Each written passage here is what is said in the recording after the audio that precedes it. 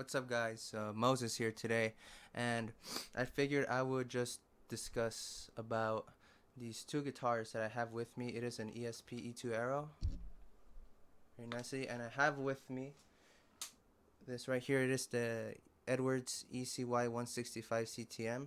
Now, I'm going to be talking about some of these key differences between these guitars. There's a lot of discussion on different forums, a lot on the Facebook page of the ESP LTD fan page on what's made where, what is the best option for the player, all this other stuff. Is one better than the other? So out of my experience owning multiple Edwards guitars and ESP LTD and the ESP E2, I figured I would give you guys my input and my experience, and at the end I'll talk about what is better. But overall, you can't really go wrong with both. So I want to talk about what I have with me. This is my ESP E2 Aero, and just to give you a better look, I did make videos on these before, so I'm not going to be really playing at all. I'm just going to be discussing. I'll leave links to both of these guitars for you to check out. They're both great, but this one, ESP E2, just a little bit of history information. ESP has a standard line of guitars. First, it was called ESP Standard. Then it was rebranded to LTD Elite.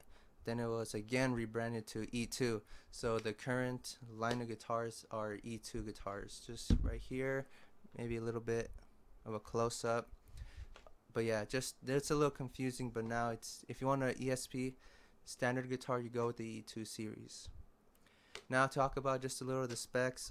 There is a German Floyd Rose on this. Obviously it's the Floyd Rose original series, so these are like the highest tier you can get. I know this one with titanium saddles, but that's a different thing. But these are generally the standard setup as far as tremolos goes for the ESP E2 series line of guitars. And of course you have go-to locking tuners on the E2 series guitars. Overall, it's built pretty well. The neck is a thin U. It's a little thicker, but it still feels fine. It's not that fat or thin. It feels really good. And overall, the guitar is made well, made in Japan. It's kind of what you expect, right? Something that's like $1,800 to play well, and it's at least set up well. The only thing that kind of turned me off from this at first was that there's a bit of brown streaks on the end of the fretboard. You can't really see them from the distance where the camera is, but in person you could kind of tell, and it kind of turned me off at first. But overall, I mean, I got used to it. It doesn't bother me at all. It does not hinder playability at all, and it just feels good. Overall, it feels great. This is, the standard line of ESP guitars, so you expect something good. And other than the fretboard being a little, iffy on the higher register, it plays great. It feels great. I recommend one if you got one. So yeah, E2 guitars made in Japan. You can't go wrong with them. Okay, so now what I have with me is an Edwards E-cy-165ctm. Just a little bit close up on the headstock. Really nice guitar. The thing about with Edwards is a lot of discussion about where they were made from.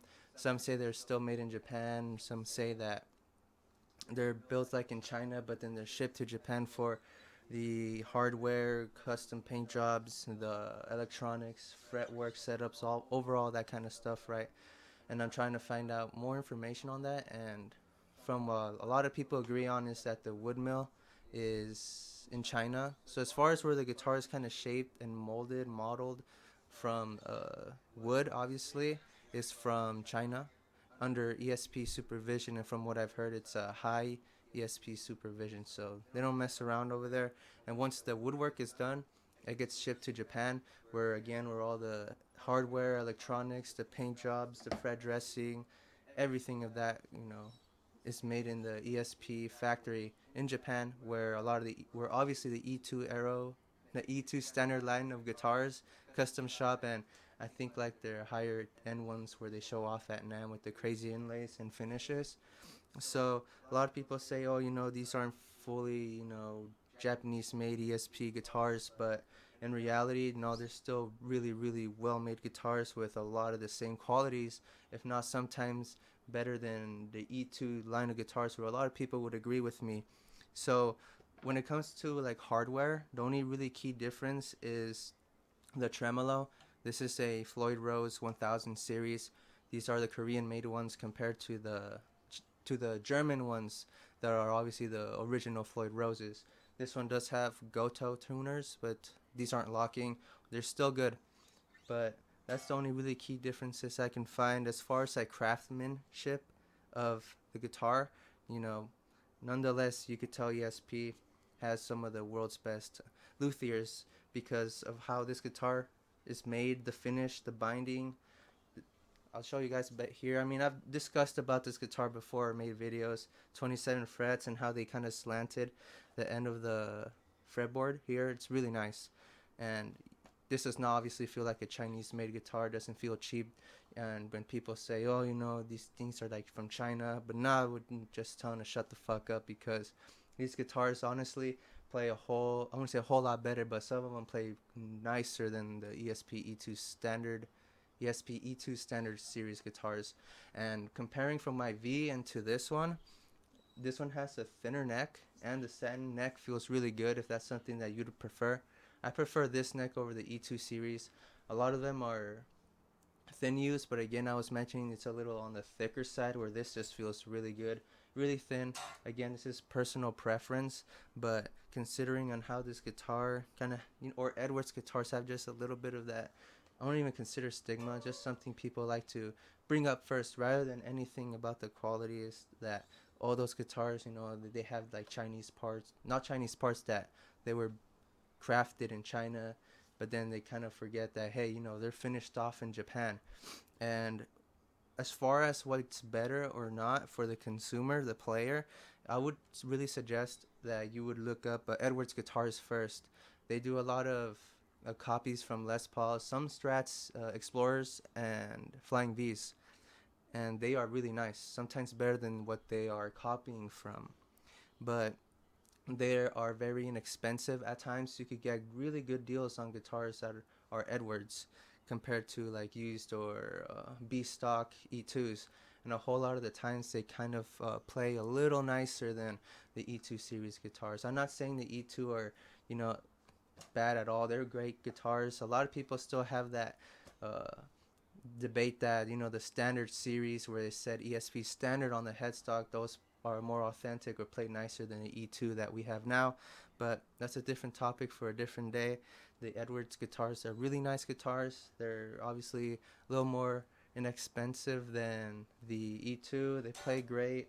What I would prefer is, for the price range, you could get a whole lot more when it comes to Edwards. But if you really want to have a guitar that says ESP E2, or you want a standard ESP guitar, that's great too. But no, Edwards are definitely something that everybody should look into before buying like an E2 or something nicer of the same value, because you could get something like this and it'll still be pretty damn good.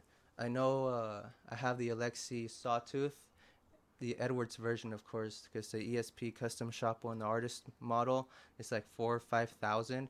But when I broke it down to specs and how everything is built and how the guitar was finished in Japan, they're almost identical, and that's like half the price range, if not more, of the original ESP custom shop artist model that Alexi uses nowadays. But that's pretty much it for this video. I just wanted to go over some key points. Edwards, the wood is wood mills in China, but it's finished off in the ESP factory under those great luthiers that know what the hell they're doing. These are, again, great guitars. I would recommend first definitely look into Edwards, but if you must have like an E2, or you hear like, oh, I gotta have an E2, whatever it is, that's cool too. But yeah, you could find a whole lot more on the Edwards side for sure. So I hope you guys enjoyed this like little discussion. Let me know what you guys think. If you got an Edwards guitars, let me know what it is and your experiences with ESP and their kind of weird branding issues they had. Whatever it is, man, let me know, and subscribe. I got something cool to show you in the next like 1 or 2 weeks that I got. It's another guitar, and it is an E2, so stay in tune for that, and have a nice day.